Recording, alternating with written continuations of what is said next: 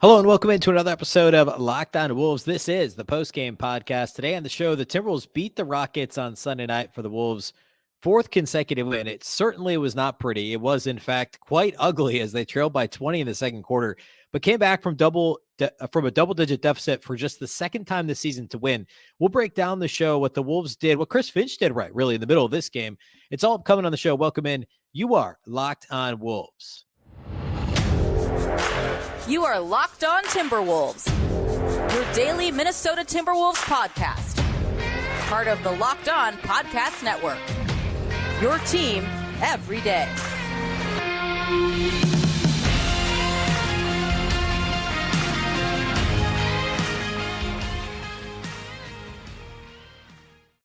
Hello and welcome to the Locked On Wolves podcast, part of the Locked On Podcast Network, your team every day. My name is Ben Beecken. I'm the host of Locked On Wolves. Happy Monday, everybody. Happy Victory Monday. This is the post-game podcast. A big thank you, first of all, for making Locked On Wolves your first listen every day. Of course, Locked On Wolves is free and available everywhere, including YouTube, as well as all of your favorite audio platforms. That's Apple, it's Google, it's Spotify, Odyssey, wherever you listen to podcasts, you can find this show. You can also watch on Locked On Sports Minnesota, the app, and that's on both Roku and Amazon Fire TV. So if you have a Roku or an Amazon Fire TV, download the Locked On Sports Minnesota app today, and you'll be able to watch this show as well as all the other Locked On Minnesota shows. You can also follow on Twitter at Locked On T-Wolves and at Beecken, and that's with two B's, two E's, C-K-E-N. All right. So this is a victory Monday after all. The Timberwolves did beat the Rockets on Sunday. They've now won 4 straight. The Wolves are only one game under 500. And by the way, as I'm recording this following the game Sunday night, the Timberwolves are actually tied for 8th place in the Western Conference, as crazy as that seems, with the Phoenix Suns, who lost to, I believe, Cleveland on Sunday. Yes, to the Cavaliers. And I will also say they're only a half game behind Golden State for 7th. The LA Clippers are playing right now. It's the only game still happening. They're currently up on the Hawks by 4 in the third quarter as I'm recording this. So, I mean, there's a chance the Wolves might only be a half game behind 6th place in the Western Conference by the end of the night, which is just crazy given how the season's gone. I mean, if I had told you, or if you had told me, if any of us had told each other 4 months ago, that the Timberwolves would be a game under 500 at the exact midway point of the regular season, 41 games in, we all would have been disappointed, right? There's no question about that. But hey, given the 6-game losing streak, the Towns injury, I mean, Towns has now been out for 5-ish weeks, almost 6 weeks already. And yet they're only a game under 500. Like, things really couldn't have gone much worse for the Wolves to this point, especially, Rudy Gobert struggles, his worst season in years. Sitting here right now today, I don't think the Wolves have anybody that would make the All-Star team as of January 9th. And obviously that could change in the next few weeks, but all that to say, like, the fact that they're tied for 8th and a half game out of the 6th spot, basically, or a game out of the 6th spot in the Western Conference is nuts. Like, that's just unbelievable. And of course things can change in a hurry, but either direction for the Wolves, it's no doubt, like, for instance, the Wolves just played Dallas, who had an identical record to the Wolves. They split that 2 games at Target Center a couple weeks ago.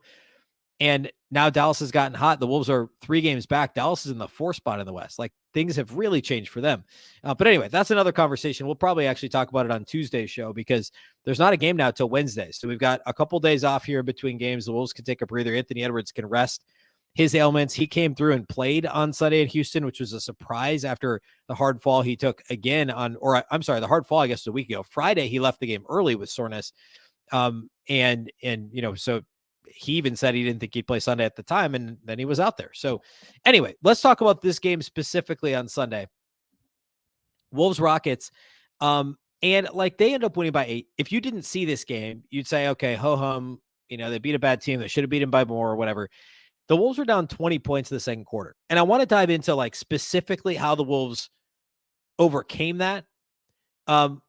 But Marnie Gellner and I talked about this on the postcast that we do live about 45 minutes after every Wolves game. We talked about this Sunday night, that, like, big picture, this game both simultaneously had the same things that we dread about this Timberwolves team, and things that the Wolves have been doing better of late. And it equated to a win against the bad teams. Like, for instance, things that we dread. The Timberwolves again took a bad team, a team with a bad record, came in 10-29 in the Houston Rockets. They took them lightly, came out flat. And like, that's an understatement, right? They're down 20 points, 58-38 in the middle of the second quarter against a 10-win team. And then I add on top of it a bad third quarter. The Wolves have been the league's worst third quarter team, basically net rating wise, all season. And they scored just 19 points in the third. They're mostly flat in the third quarter outside of a couple nice, a few nice minutes to start it. But then the rest of the third quarter was miserable. And yet they're still only down 4 going to the fourth and end up winning by 8. And then on the flip side, things they've been doing better lately, which is handling that in-game adversity. And in this case, it was the bad first quarter and the big deficit. It wasn't necessarily foul trouble or injuries. It was the adversity of being down 20 on the road after winning 3 straight and going on the road, feeling really good about beating 3 teams with winning records at home. They could have folded and went home themselves. Like, they could have just said, okay, this isn't our night. We'll get back at it Wednesday.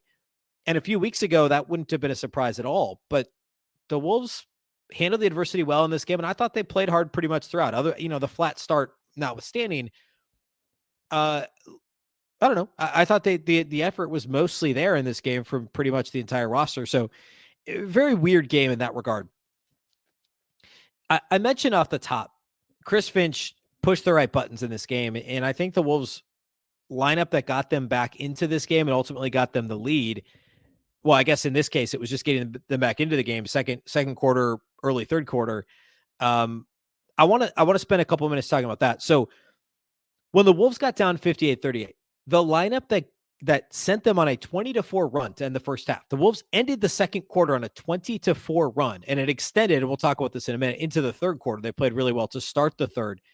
But that lineup that keyed the 20-4 run was Anthony Edwards, was the smallest player on the floor for the Timberwolves, Taurean Prince, Jaden McDaniels, Kyle Anderson, and Rudy Gobert. Now, Ant was the smallest player on the floor, and sometimes he does initiate a lot of offense for the Wolves. He's been doing that a lot more lately, but Kyle Anderson was the one primarily in the second quarter as the Wolves were coming back from that 20-point deficit. That kind of steadied things. He kind of calmed things down. And Marty said this on the postcast too, that Chris Finch has been referring to him, he did the other night after the game, as Anderson as the Timberwolves security blanket, right? When things go awry, like, hey, let's call on Kyle Anderson, let's get slow-mo in the game. He'll, of course, slow things down and really kind of give a sense of calm. But not only that, he defends. And I want to talk more about that throughout the show, because I thought the defensive effort from Anderson and also Jaden McDaniels was huge in this game. But that second quarter lineup, which is so big and so long and so disruptive, I think is probably the best way to put it. And with, I guess, the exception of Kyle Anderson, an athletic lineup, right? Ant, Prince, McDaniels, Slow-Mo, and Rudy Gobert. That's a really long lineup. And you can operate with Anderson. You can operate with Anthony Edwards. Prince can run some offense. Like, pretty much all of those guys, except for Rudy, could initiate you some offense. They could score off the dribble.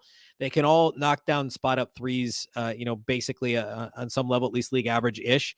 Like, that's a really interesting, fun lineup. And we saw it a little bit the other night too. But in this game, that's the lineup that got you the 20-4 run. D'Angelo Russell was not on the floor in the second part of the second quarter. Jalen Noel was not on the floor. He did not have a good game overall. Noel did not. And then the fourth quarter, it was a little bit more of a mix, right, of guys who were a big part of that. Prince again. Let's see. I mean, I guess D'Lo was on the floor a little bit more late in the game, but for the most part, it was this kind of unique, big, oversized lineup that did so much of that work.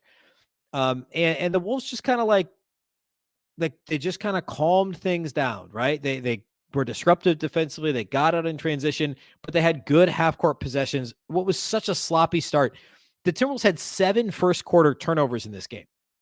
7 first-quarter turnovers in this game.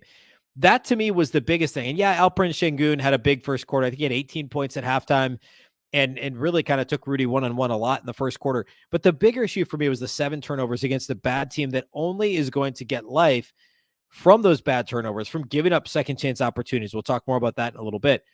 But those issues got cleaned up midway through the second, and the turnover issues weren't really all that significant the rest of the game, other than a couple here and there. But that lineup calmed things down. They were disruptive defensively. They flipped the script on generating turnovers and points in the open court. And that's what got the Wolves to within 4 points at halftime. And, ultimately 4 points at the start of the fourth, and put them in possession to surge ahead and win this game. I want to talk about a couple other key takeaways. We will talk offensive rebounding, or I guess defensive rebounding, opponent second chance points. We'll talk turnovers.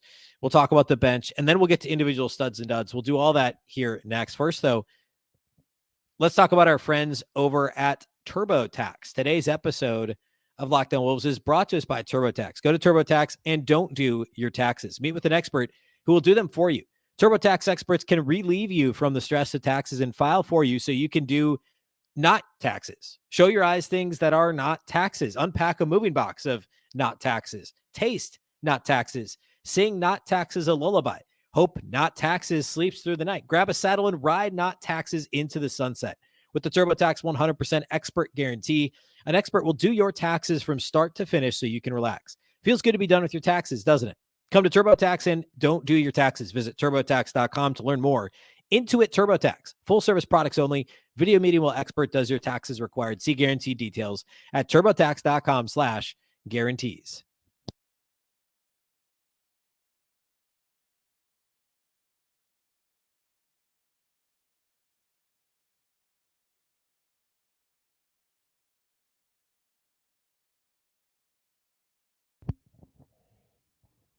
All right, so I mentioned turnovers earlier, and this is another one of those bugaboos for the Wolves throughout the season, and they were sloppy in this game. They finished with 17 turnovers, but thankfully they were playing the Houston Rockets, who turned it over 18 times themselves, and 7 of the Wolves' 17, as I mentioned earlier, were in the first quarter.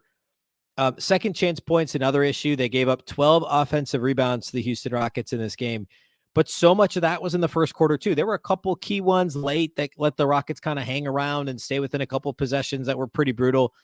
But ultimately, the Wolves did a good enough job as the game went on. I should also mention Rudy Gobert himself had 4 offensive rebounds, did a good job cleaning the glass offensively. Şengün had 3 for the Rockets, but nobody on the Rockets had more than 3 rebounds, offensive rebounds, excuse me. So Gobert had more offensive rebounds by himself than any individual player on the Rockets. Still, giving up 12 offensive rebounds is not great, right? 3 a quarter, and how many of those are going to turn into points? Oftentimes, you're looking at least, certainly like a point and a half or so per possession when it comes to offensive rebounds, because a lot of times they're putbacks or they're kickouts for open 3-pointers. And that was an issue early in this game. Alperen Şengün, I mentioned he had 18 points in the first half. He finished this game with 18 points. He also had 5 turnovers and 5 fouls, was pretty bad down the stretch. He's a good player, really nice post moves, good footwork, the whole thing. He had some bad turnovers, some just kind of disjointed play late, but early he was really good, and he was a big reason that Houston scored 33 points in the first quarter.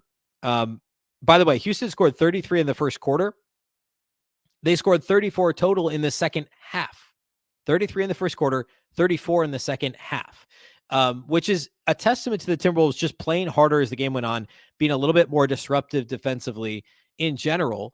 And also the Rockets, just kind of the shot selection went downhill for Houston, and they just did not get into the paint. They were content to shoot jumpers. They shot 36 threes in this game, only got to the line 15 times, Houston did. And the Timberwolves did a pretty good job of defending without fouling as the game went on. I mean, it's very rare the Wolves have a game where only one player has more than 3 personal fouls. And weirdly enough, it was Taurean Prince. I thought the Wolves played really well defensively as the game wore on. They limited those second chance point opportunities. And going back to what I mentioned a minute ago and then got away from was the turnovers. I mean, outside of a couple really bad ones from D'Lo early, there were a couple pretty bad ones from Kyle Anderson mixed in there. There was a couple where he just got, I think both Kyle Anderson just got pickpocketed. Jalen Noel had one really bad one, his only one, but it was really bad. Like, for the most part, after the first quarter, you could deal with 10 turnovers over the course of 3 quarters. That's not too awful. And that's pretty much where the Wolves ended this game.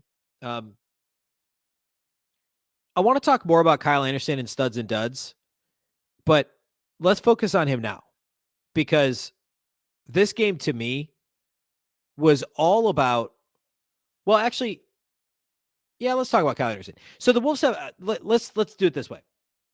The 2 leading scorers for the Timberwolves in this game, D'Angelo Russell led the way with 22 points and played well for the most part. Anthony Edwards was next with 21 points on 19 shots. But the 2 best players for my money in this game were Jaden McDaniels and Kyle Anderson for the Timberwolves. And they're not both going to be studs, because we also have to recognize a couple of these guys who like Rudy Gobert's double-double. But let's talk about Kyle Anderson, because this is greater than just like a minute and a half on a stud or dud. Kyle Anderson's line was 6 points, 6 rebounds, 6 assists, 4 steals. That's a really nice line. 6 points on 4 shots does not jump off the page, right? But 6, 6, and 6 with 4 steals and a block is phenomenal. A plus 15 in a game the Wolves won by 8 and trailed by 20 at one point. Anderson did a little bit of everything. He was so disruptive defensively. He ran the offense for much of that second quarter run that the Wolves, with that 20-4 run that we talked about earlier. Kyle Anderson was such a big part of this win. We talked about how he's a security blanket for Chris Finch. He was exactly that in this game. And I don't know that there's a better example of a player who, if you didn't watch the game, you glanced at the box score and say, oh, he only shot the ball 4 times, which is tied for the second least shot attempts of anyone that played in the game for the Wolves. And yet he played 34 minutes. He was 3rd in minutes, but he was 8th in shot attempts. But he was fantastic. He was so good. He was that Swiss Army knife. He was that security blanket. Whatever analogy you want to use for Kyle Anderson, he was all of those things in this game. And just fantastic. Let's also talk about Ant, because he's not going to be on the studs or duds list. Like, yeah, he was 2nd in scoring for the team, but I mean, this was just not a super efficient game for Ant, but I still thought he played well. Like, normally when he scores 21 on 19 shots, I'd be like, not a great game for Ant. I actually thought he played pretty well given the circumstances of his injuries, playing a couple nights after leaving the game due to injury. I thought he was good. And I was surprised after the game to look at the box score and see that he only had 6 free throw attempts, because I felt like he was in the paint more often than that. But it helped him be a little bit more efficient. He hit a couple of deep threes. He was 3 of 7 outside the arc, 3 assists to 3 turnovers. Like, again, not sexy, but I thought a pretty measured game from Ant. I don't think he went off script too much, which is always a concern with him when he has these somewhat, only somewhat efficient nights, right? But I thought this was a fine performance from Anthony Edwards. And if this is, it's probably, throwing out Friday's game when he left early due to injury and the numbers weren't there because he didn't play that much. Throw out that game, and if this is like the baseline, like if this is the new, if this was the new bad game for Ant, right? I mean, he's been so dominant over the last 3 weeks or so, the last dozen or so games prior to this weekend. Like, if you can live with a 21 on 19 shots, 4 rebounds, 3 assists, a couple of blocks, and a steal, like if that's his bad game or like a mediocre Ant game moving forward, we'll take that 10 times out of 10 for a bad game, right? I thought this was actually a decent Ant performance. Again, the shot selection was fine. He was part of that second quarter, the active hands defensively, getting out in transition, shot selection being much better offensively. Of course, he was also part of the sluggish start, but ultimately, I thought he was good in this game overall. All right, the last point before we get to studs and duds. The bench overall was a bit uneven, but I thought played important minutes. I actually had down in my notes that Naz Reid played really well in the first quarter. It's easy to forget that because the Wolves were down 9 at the end of the first quarter. But look back at the first quarter. Like, please don't rewatch the first quarter of this game, but if you chose to do that, you would see that it was a couple of D'Angelo Russell 3-pointers, a couple of long Ant shots that kept the Wolves from being down double figures. Like, that was essentially the offense for the Wolves in the first quarter. And then it was Naz Reid coming in and getting it. I think he had at least 1, if not 2 dunks, 5 rebounds total in this game, 6 and 5 in 10 minutes. And Rudy didn't have a great start to the game. He had a really good finish, and we're going to talk about him in studs and duds, and he finished with the double-double, and that's great. But Naz in the first quarter was really important to the Wolves not completely falling apart earlier than they ended up ultimately did. And he had overall in those 10 minutes, Naz Reid was really good. I don't want that to get lost. Taurean Prince, we'll talk about him. He was very good in this game. Austin Rivers was fine. Jalen Noel did not play well. We'll also talk more about him, by the way, in studs and duds. But the bench was a bit uneven. Overall, though, did what they needed to do in a game that the Wolves needed to win. They could not afford to lose to another bad team. And so like the bench was part of this. The bench did what they needed to do. I guess that's kind of like if we had to summarize this game into one kind of, meh phrase, it would be this game. The Wolves did what they needed to do to win this game. Even if they got down 20, even if they, gave up 33 points at a quarter to the Rockets, they ultimately did what they needed to do to win this game. And that's really all that matters. All right, let's close the show by talking individual studs and duds, which there's some pretty clear studs and duds in this game in my mind. So we're going to get to that here next. Today's episode of Locked On Wolves is brought to us by our friends at Built Bar. Looking for a delicious treat, but you don't want all the fat and calories? Then you got to try a Built Bar. We just got through the holidays. I know my goal is to eat a little healthier this year. If you're like me, where you want to eat healthier, but you don't want to compromise taste, then man, I've got just the thing for you. You got to try Built. With Built, healthy is actually tasty. Seriously, they're so delicious, you won't think that they're good for you. They're perfect for your New Year's resolution. What makes Built Bars so good? Well, for starters, they're covered in 100% real chocolate. That's right, real chocolate. And they come in unbelievably delicious flavors like churro, peanut butter brownie, and coconut almond.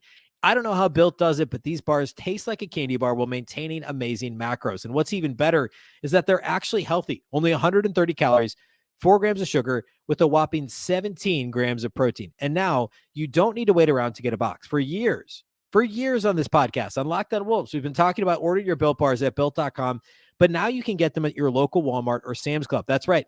Head to your nearest Walmart today, walk to the pharmacy section, and grab yourself a box of Built Bars. You can grab a 4-bar box of cookies and cream, double chocolate, or coconut puffs. And if you're close to a Sam's Club, run in and grab a 13-bar box. You can grab the hit flavors brownie batter and churro. You can thank me later for that tip. You can go to Built.com, or you can go to Walmart or Sam's. Run in and grab, again, a 4-bar box at Walmart, 13 bars at Sam's, and be sure to thank me later.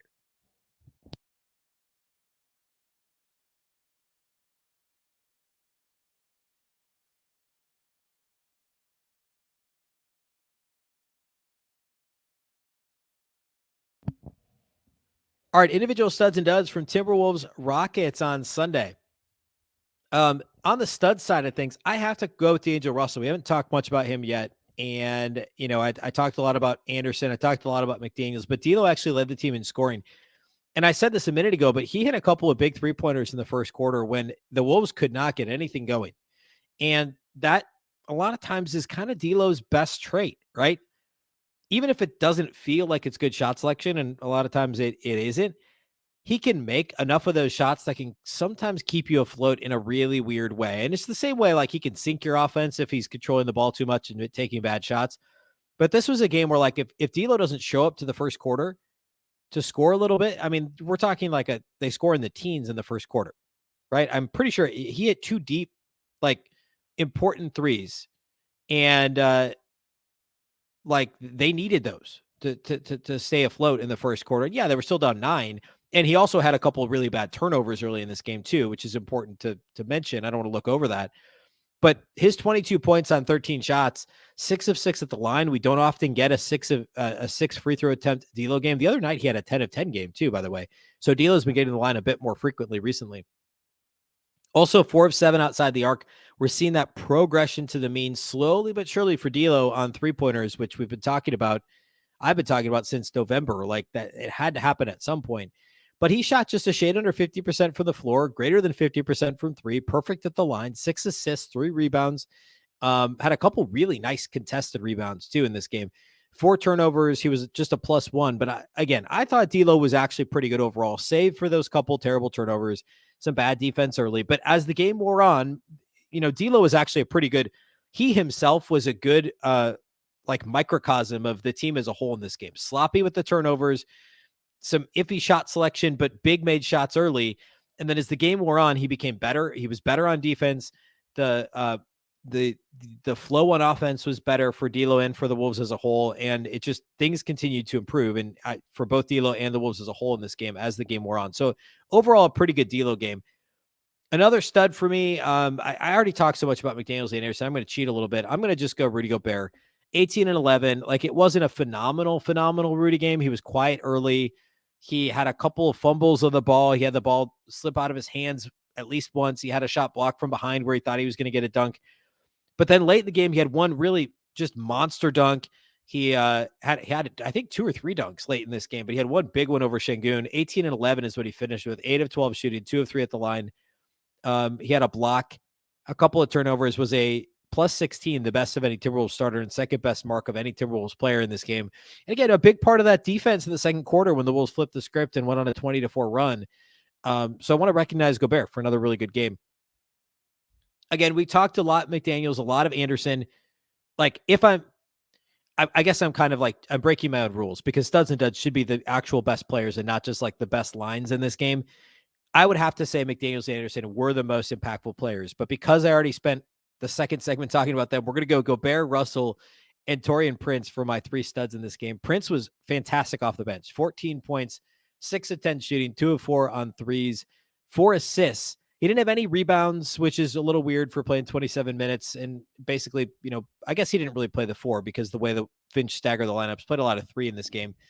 But he was a team best plus 19, was good defensively, disruptive, moved the ball offensively, did his typical, making the right reads, right? He actually had a couple drives in this game where he scored in the paint. He shot the open 3 and made the open 3. He moved the ball, got his 4 assists, was a big part of that second quarter run. Just another really solid all-around game for Taurean Prince. And I mean, since he's come back from injury, this is what now 3 games in his return from injury. And he was against Portland on Wednesday. He had 11 points on 6 shots. On Friday, he had 10 points, 3 rebounds, made 3 threes on Friday in the win over the Clippers. And then against Houston, he plays 27 minutes, scores 14 points on 10 shots, makes a couple of threes again, has 4 assists. He's been fantastic since he came back. I mean, he's shooting 36% on threes, 53% from the floor, averaging 10.5 points per game since he returned from injury. So another strong performance from Taurean Prince, and really good to see. The lone dud for me in this game is Jaylen Nowell, a really bad Jaylen Nowell performance. Only played 11 minutes, 3 points, 3 rebounds, 1 assist. He had 1 really bad turnover, was 0 of 3 from 3-point range, and at least a couple of those were forced. 1 of 2 at the line. Just not a good Nowell performance, not good defensively. I mean, I don't think he's going to lose his spot in the rotation, but we've seen enough, Bryn Forbes, I guess, missed a game recently due to injury and hasn't, but if the Wolves need some defense, Wendell Moore Jr. played well when he was in the rotation in for the most part. I mean, if the Wolves need shooting, Matt Ryan's an option who's not going to dominate your offense. If you want to leave, say you want, Prince and Rivers to operate your second unit and just have Ryan play off the ball, that's an option too. So, I mean, Jaylen Nowell's got to figure it out here soon because the Wolves have enough depth and they've had enough guys play well in the absence of some other key players that his rotation minutes are not guaranteed. And I love Jaylen Nowell. I've talked about him for the last 2 years as somebody that needed more playing time. And early this season, he was phenomenal, but lately it's not been great for Nowell. And it'll be interesting to see what that looks like here over the next few games, with a couple days to review film and think about things. And what's Nowell's role in Detroit on Wednesday? I think he'll still be in the rotation, but that's something to keep an eye on here as we move forward. All right. I mentioned off the top of the show that the Wolves are now tied for 8th in the Western Conference, which is so crazy. That's where we're at. They have 2 days off, Monday and Tuesday off. We're exactly at the midway point of the season, 41 games in, 41 to go. Timberwolves are in Detroit on Wednesday night, a very winnable game. Of course, a Pistons team the Wolves just lost to less than a week and a half ago. And again, it's a Pistons team that continues to struggle. They lost again on Sunday. There'd be no excuse for losing on Wednesday in Detroit. And it's even more important because the homestand upcoming starting Friday, a 3-game homestand, is Phoenix, Cleveland, and Utah. That's a really difficult homestand. I know Phoenix is struggling lately. Cleveland's going to be tough, and Utah's not quite what they were early this season, but they're still ahead of the Wolves in the West. That's a tough 3-game homestand. And then you go at Denver, home for Toronto and Houston. So important to win Wednesday to get that, what would be, if they win Wednesday, a 5-game winning streak before a tough 3-game homestand. And hopefully you can pull out 2 or 3 against Phoenix, Cleveland, and Utah and still be above 500 when you go on the road to see Denver a week from Wednesday. So I don't know. The vibes are not, they're much better than they were 10 days ago around the Timberwolves, or I guess 9 days ago, if you want to go back to the Pistons loss. And we know Karl-Anthony Towns isn't close to returning, but we are getting closer to that six-week time frame. It was 6 to 8 was what people were saying initially. So we're inching closer to at least being able to ask the question, hey, is Karl going to be back soon? We're getting closer to that period of time where we can start asking that question. So positive, all things positive right now on this Monday. We'll of course be back the rest of the week. We'll talk Tuesday about, the week ahead. We'll have a couple other, I want to talk more lineup data actually is something else I want to get into. We've got, during this winning streak, I think things have flipped a little bit with some of the lineup data. We've got some interesting stuff related to Gobert. I want to dig into that on Tuesday's show.